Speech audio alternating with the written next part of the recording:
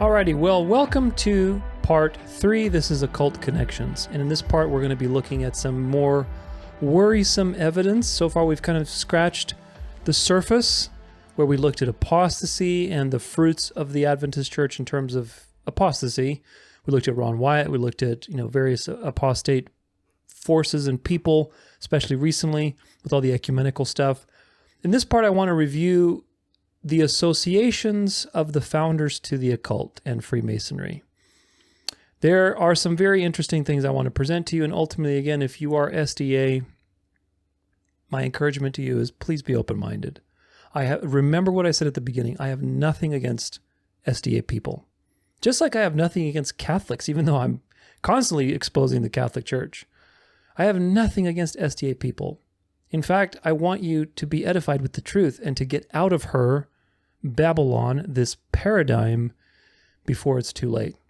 So be open-minded, and ultimately, another important thing is use the same scrutiny with the information I'm going to present to you.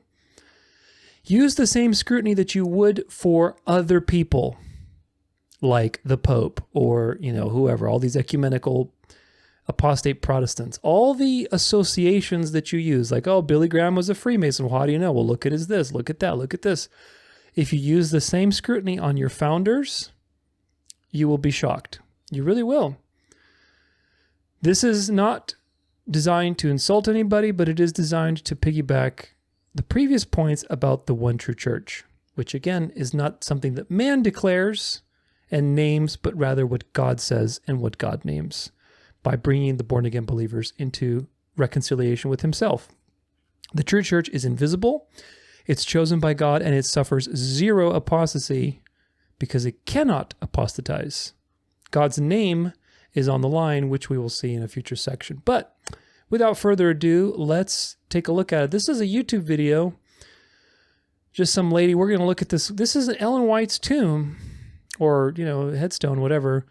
And if you notice the shape here, it's very telling because it's an obelisk. It's a dark obelisk, and you can tell here. I have a picture. Somebody submitted it to me too. It says Ellen White. Now, another curious thing is, we'll take a look at this picture. You can see this a little more. You can see it says Ellen White, a black or dark obelisk, which is an occult symbol. Which, again, if you are going to rag on Rome and Washington, D.C. for having obelisks, which are phallic symbols and which have been repeatedly associated in the Bible to Baal worship and paganism, why would the founder of SDA have an obelisk tomb? Do you understand that at the minimum, that is a gross act of negligence and discernment? But of course, I don't think it's negligence. I think there's intentional behind it because ultimately they got rid of this. They got rid of this tomb or the headstone. They actually changed it around because it seems people were, seeing it and realizing like, hey, what's up with that obelisk? What's going on? So they changed it recently, which is very suspect. Very suspect. This is Smithsonian, 100 most significant Americans of all time. Smithsonian Magazine we talked about it earlier, we mentioned it, but this is the article. Has named Seventh-day Adventist co-founder and author Ellen G. White among the 100 most significant Americans of all time. Now, just a second. Smithsonian's list is based on the work of computer scientist Stephen Siena, Charles Ward, who analyzed massive troves of historical reputation data that derives from the English language Wikipedia and from all the 15 million books Google has scanned. So out of all those, one of the 100 people was Ellen White, which is very interesting. It's a very interesting thing. But even more interesting is the fact that the Smithsonian, which is an Antichrist organization, part of the beast, is holding up this prophet, quote-unquote prophet. But if you read on the Smithsonian, this is from Grace Academy or gracedmay.org. Yeah, gracedmay.org, museum and library. So if you look here and it says, let's see if we can zoom out. People don't format their websites, but a Mason's mysterious gift to America. Let's see what it says. Oh, and it deleted my highlights, but I think this is it. James Smithson devoted his life to scientific investigations. He never married nor sired children. When he wrote his will in his later years, he bequeathed his considerable fortune and worldly goods to a nephew. However, his will stated that if the nephew died without an heir, that all of his entire fortune was to be given to the United States of America and be used to found the Smithsonian Institution in Washington, D.C. The terms of the Smithson's will dictated that this institute would be an establishment for the increase and diffusion of knowledge among men, which, of course, because the snake is speaking to you, it always means the opposite of what it actually says. If you know really anything about the Smithsonian, it's countless conspiracies that it was involved in, especially in the 1800s, of covering up so much historical evidence, you know, being involved in frauds and all kinds of stuff.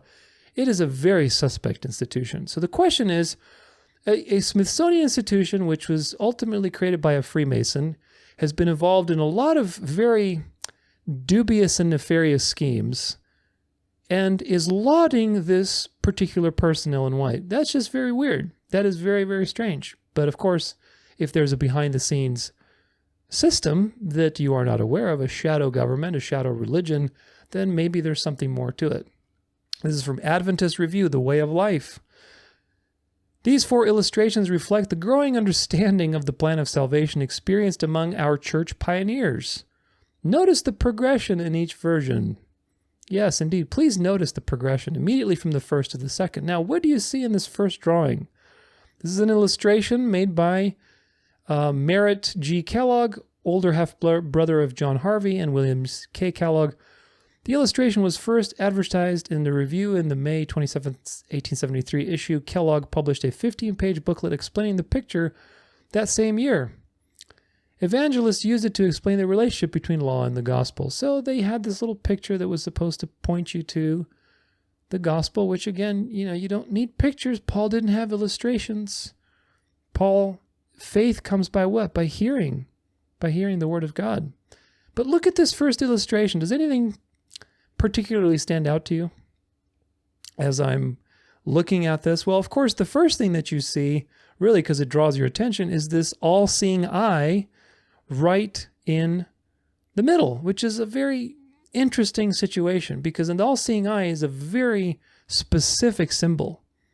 And you're going to see more of this, but they changed it right after, immediately, in 1876. So a couple years later, they immediately changed it, took the all-seeing eye out, which is interesting. And you can see some of these other ones and the evolution of this drawing.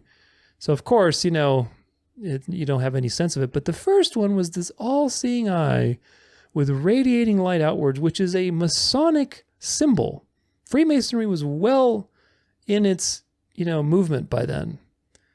The Skull and Bones was started in 1830s, I believe. The Jesuits had been released. The Illuminati was started in 76. So these things were alive and well. It's not like these people were doing it in, I don't even know this symbol is ancient, but nonetheless, to believe that they weren't influenced, is my point, is very ignorant. You're going to see more and more evidence. This is now some quotes about the all-seeing eye from Ellen White. This is Ellen White info, ellenwhite.info, autobiographical sketch of Ellen White, my conversation, joyful in Christ. There was a beautiful pink flower in the garden called the Rose of Sharon. I remember approaching it and touching the delicate petals reverently. They seemed to possess a sacredness in my eyes. This is Ellen White speaking now. My heart overflowed with tenderness and love for those beautiful creations of God. I could see divine perfection in the flowers that adorned the earth. God tended them, and his all-seeing eye was upon them. He had made them and called them good. His all-seeing eye? The Bible never says such a thing, ever. But the occult people do.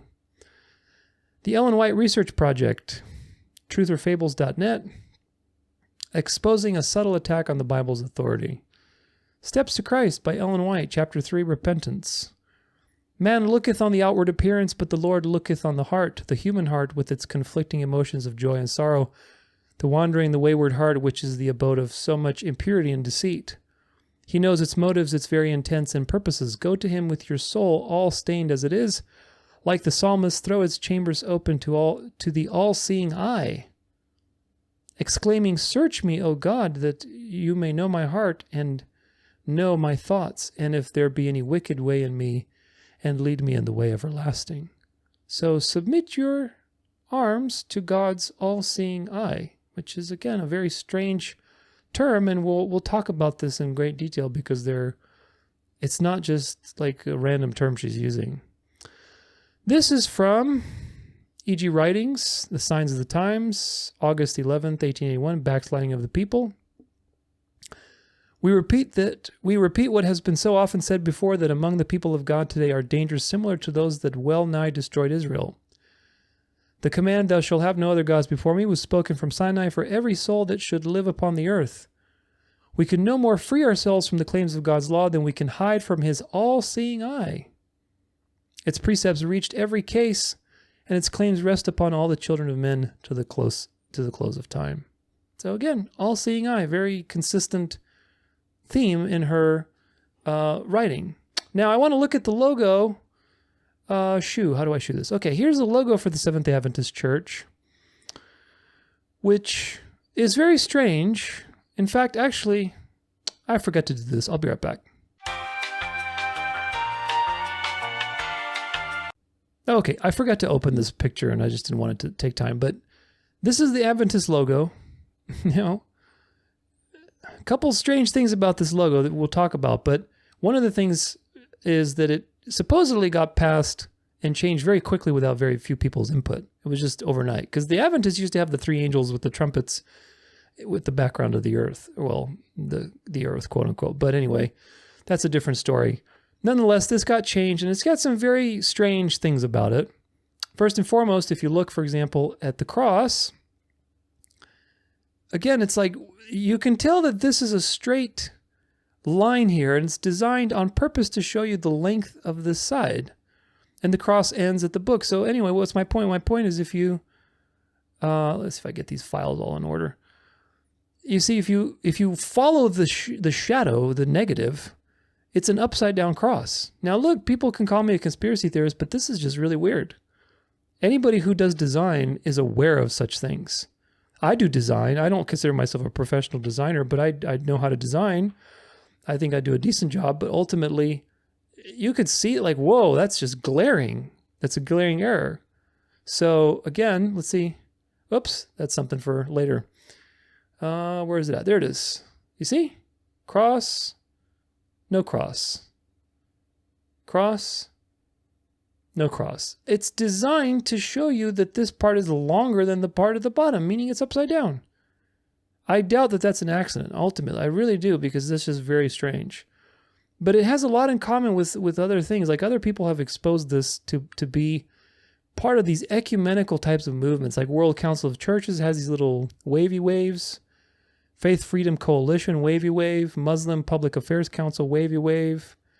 All of these, Indian Express, what is this one? The United Synagogue. All these ecumenical situations in other places have. This was the old Adventist logo. You see up here, this angel and let's see if I can zoom in. Yeah, the angel and the fake globe. But anyway, the three angels message. That was the Adventist thing. So it suddenly got changed to something a little more in line with other things, and it's got like a weird shadow cross that you can kind of infer. Again, this is all occult, like esoteric stuff. Like, you have to read between the lines to see the initiated example, rather than just having it out in the open, which again, you shouldn't be having a logo anyway, because denominationalism is a product of the harlot. So labeling it, making a logo for yourself, making something special that makes you different than all the other people, this is just sin of the mother.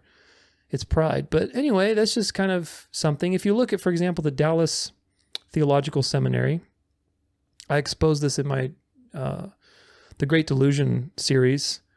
There's so much occult stuff that is documented with the Dallas Theological Seminary. And they have, like the 33rd parallel. They have, all these Freemasonic connections. It's just really weird.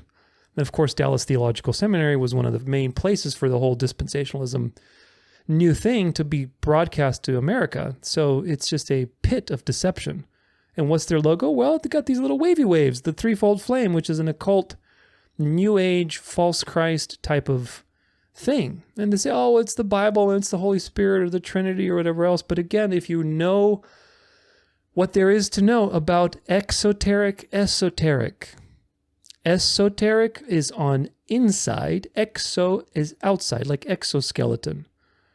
Exoteric is the meaning that is told to you as the plebeian initiate. And esoteric is the meaning that is revealed to the initiated people. Do you understand? This is all secret societies. In fact, what's his name? I forget his name. I was going to say Arthur C. Clarke, and it's not Arthur C. Clarke. Oh, it's that famous satanic Luciferian guy from the 1800s who wrote Morals and Dogma.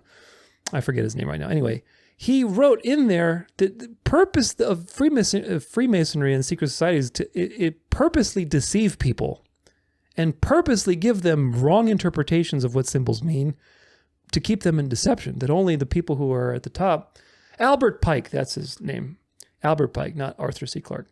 You know, when you have so much information, I'm not trying to brag or anything, but it's like when you study so much information, just the wires in the brain just crisscross, and so you get mixed up a lot. But anyway, Albert Pike said that they intentionally deceive people at the lower ranks by giving them false interpretations. So again, it's just weird. It's just weird. There's too many intersections. You also have pictures like this, which are very hard to find. These are old pictures of the crew, and you can see these young women giving, same way two women posing the same way Ellen White is, giving the sign of the fellow craft arm and hand sign. These are Freemason signs. And if you see, for example, the fellow craft, you see these little Freemason positions. They all have their weird hand signs. But, look at this. This is an old picture, and of course, this used to be on the Ellen White estate site, but they took it down. Why? Why do they change the obelisk tomb? Why do they take these pictures down? Of course, to try to whitewash, pun intended, the story. So, conclusion. Well, there are many strange and dubious connections to secret societies and the occult surrounding Ellen White and the founders of Adventism. The White estate has been very proactive in covering up these associations by removing pictures, changing the tombs around, and doing various things. But look, in the Great Delusion series that I made recently, where I exposed Scofield and Darby as new, not just like people who were deceived and were just deceived by futurism. It goes way deeper than that. Scofield and Darby were Freemasonic occult charlatans who very much were influenced by the occult. And you have to remember that the 1800s historically was an explosion of the occult and secret societies and everything else. The Shriners were created, the Skull and Bones, the Illuminati. Well, the Illuminati was 1776, but nonetheless, it was just an explosion of really Antichrist stuff.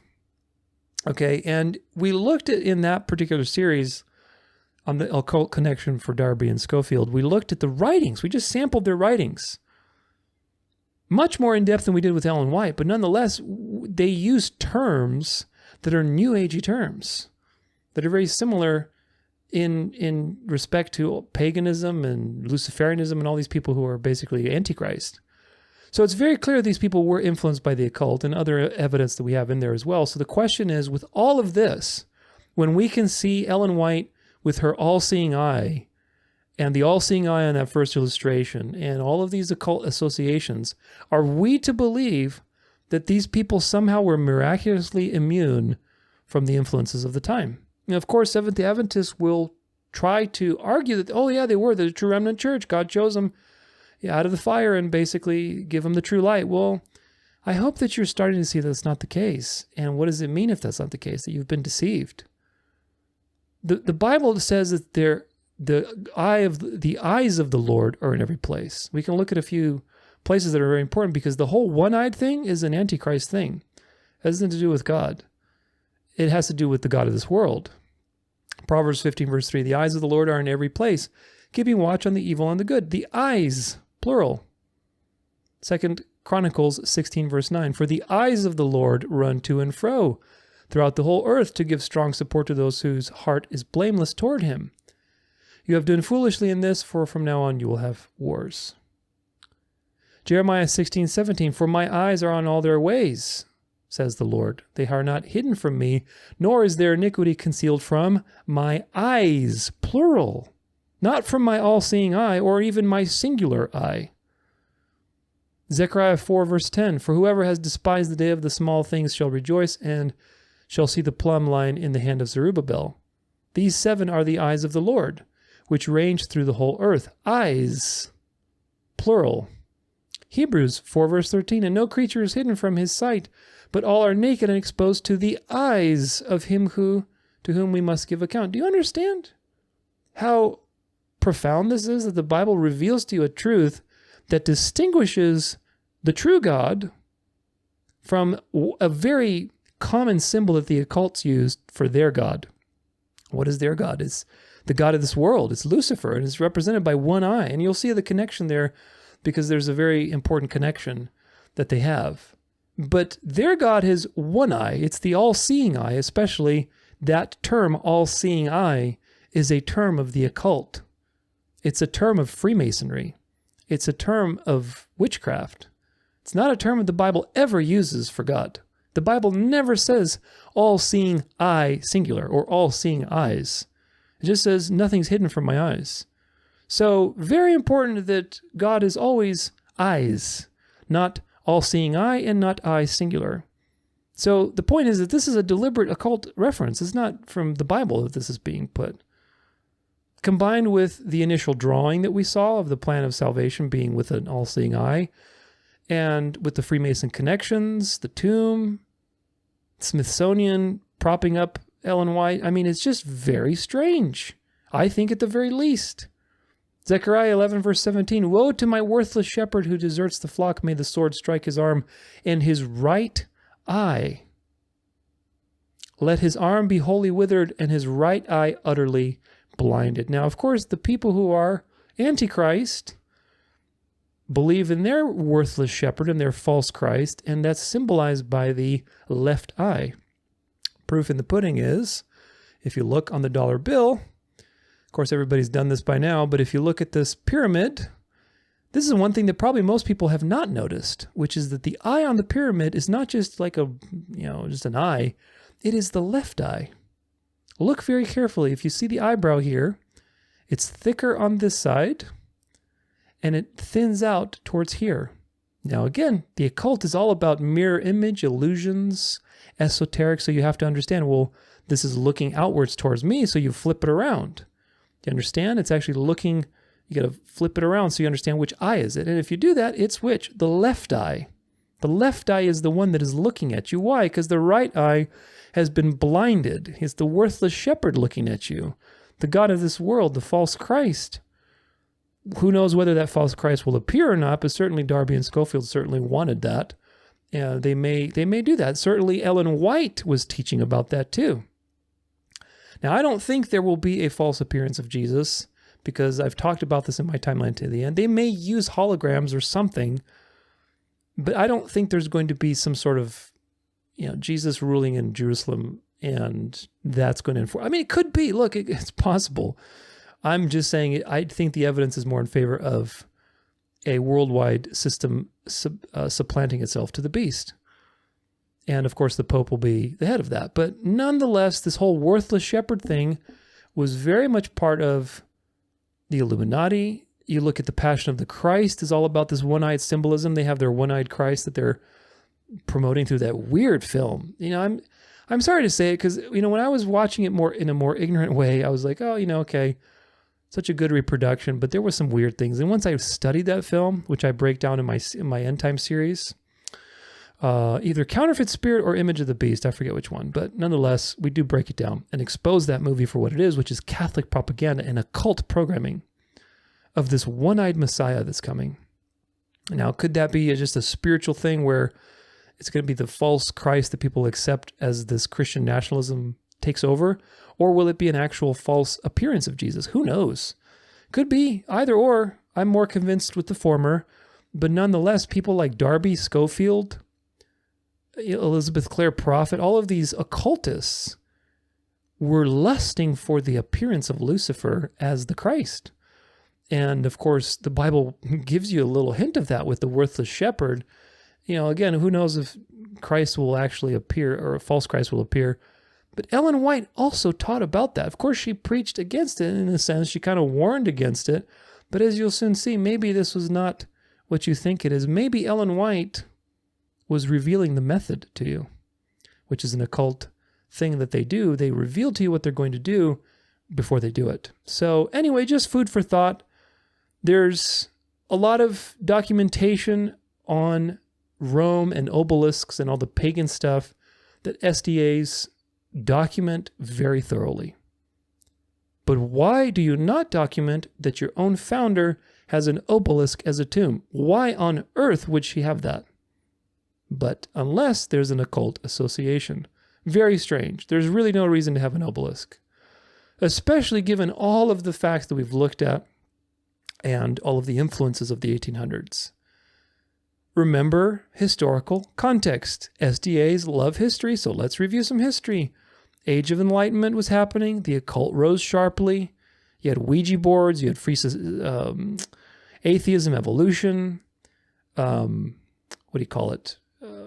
I forget what I was going to say. Anyway, atheism, evolution, Ouija boards. You had all kinds of infiltrating things happening. Secret societies, that's what I was going to say. Mormonism. The spirit of Antichrist was incredibly active during the 1800s, folks. The Jesuits had been reinstated. The Council of Vienna was basically, held to basically plot how to take over America. And by 1871, they did, with the Act of 1871. You also had the Great Awakening happen, the Second Great Awakening, specifically.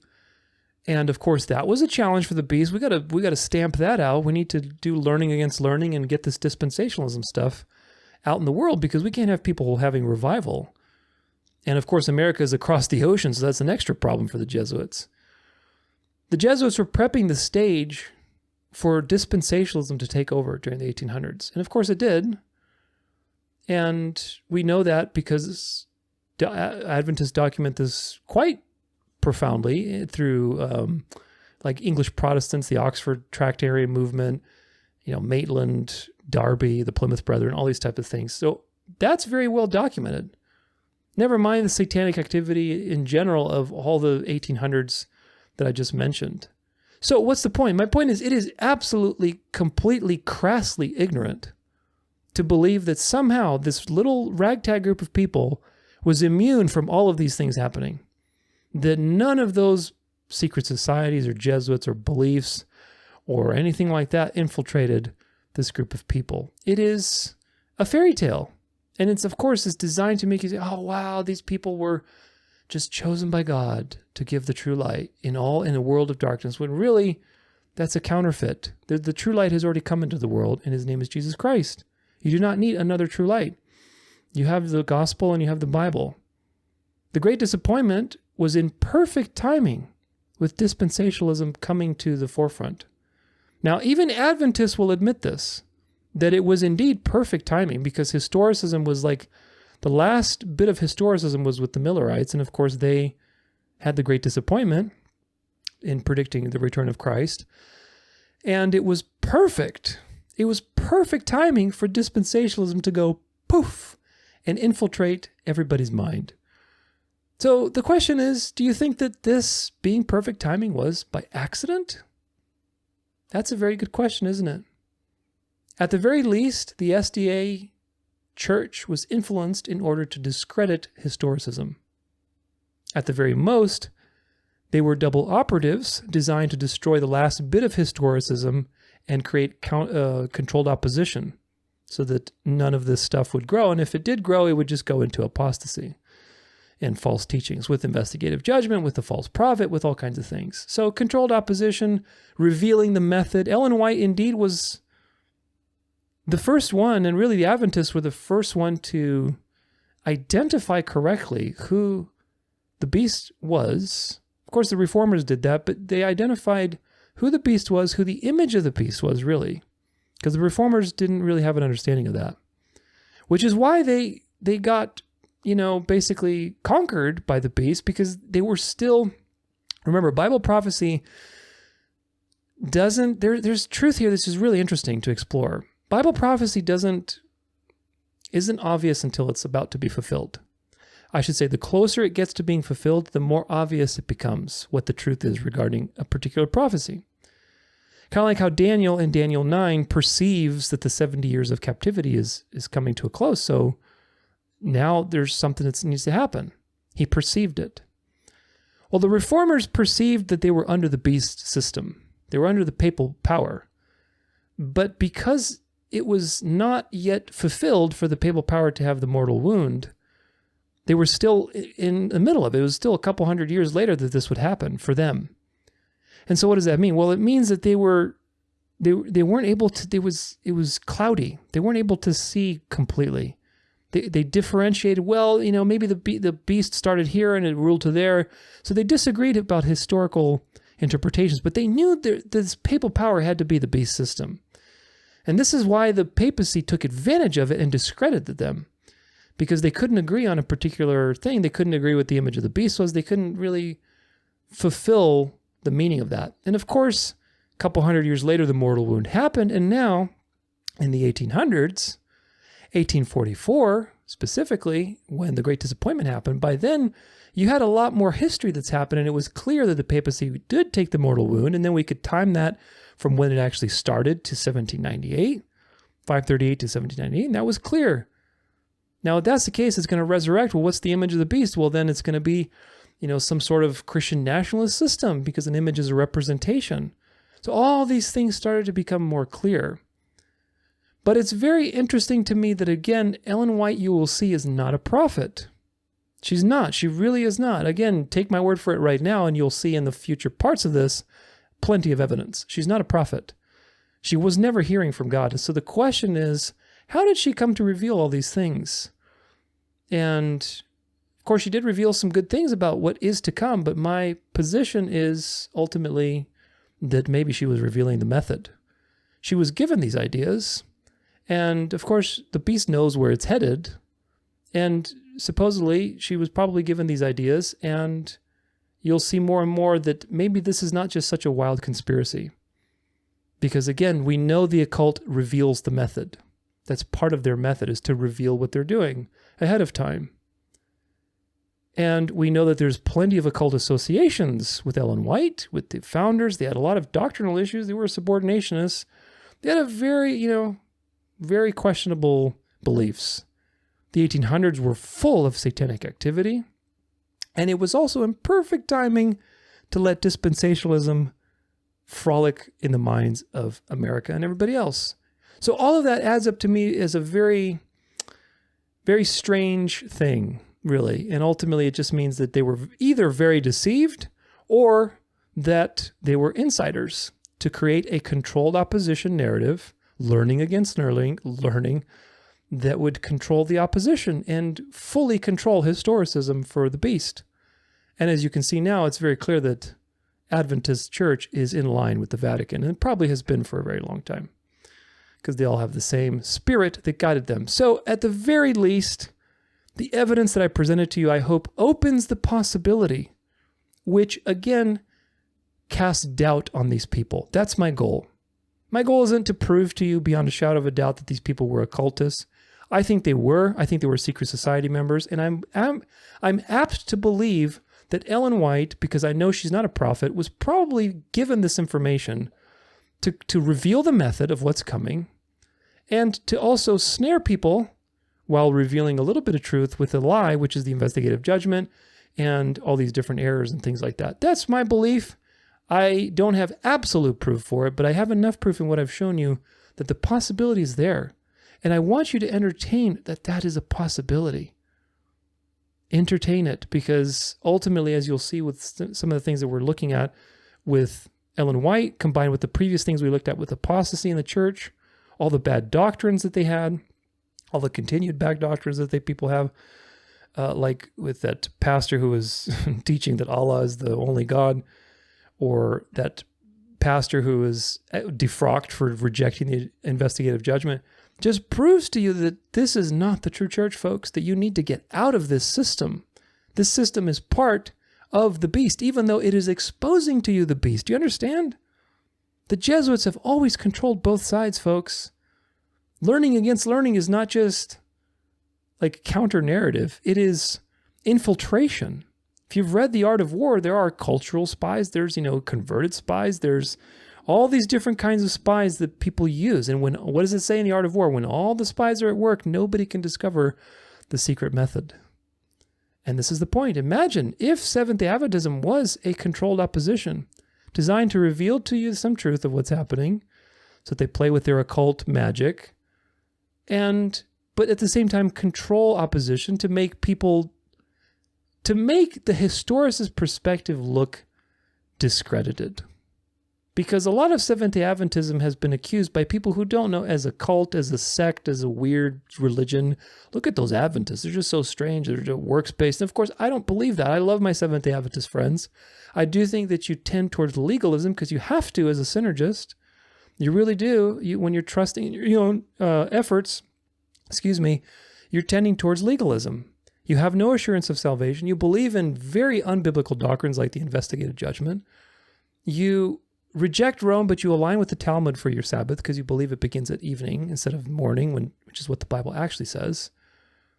And so on and so forth. There's so many things, which ultimately, what does it do? It controls that narrative for the beast by associating awkward and weird things to the things that are true, which is historicism, the Sabbath, and the immortality of the soul. These are three things that the Adventists have right, which other denominations don't. These are unique to the Adventists. No other denomination really has this. But of course, those are very precious truths, and the beast doesn't want you to know that. So if they could control the opposition, go ahead, reveal the method. That's fine. It's going to happen anyway. Reveal the method. People are just going to think you're crazy. And they're not going to follow the Sabbath. Look at those crazy Adventists. They're always talking about the Sabbath being the mark of the beast. Do you see the point? It's really quite fascinating to consider this as a possibility. So anyway, there's that. There's probably more I could look into, but ultimately now you see the connection, and it's very important. And also, there are many remnant elect in the SDA church, and they need to learn about this. This is my desire for this, so that the possibility opens up for you, that you see that there are people that need to hear this truth, to wake up from their programming, to take Ellen White from the pedestal that she's been put on as a complementary false light to the true light of Christ, and to realize that at the very minimum, the people who started this denomination, were very deceived. At the maximum, somewhere in between these 2 points, at the maximum, they were part of the narrative to shepherd people into the beast and to deceive and to discredit the truth. I don't know where on this spectrum that falls, but either way, the fact is that this is true. The evidence suggests that it could be somewhere in between, but at the very minimum, it's this one, which is that these people were very deceived. They're not somebody that you go to for true light. Certainly not, because you have the Bible. But anyway, my message is for the people that will listen, and I truly hope that you'll listen. So now that we've looked at some of these very interesting things, we're going to now start focusing on Ellen White. So our next section is whether Ellen White was a prophet or a pretender.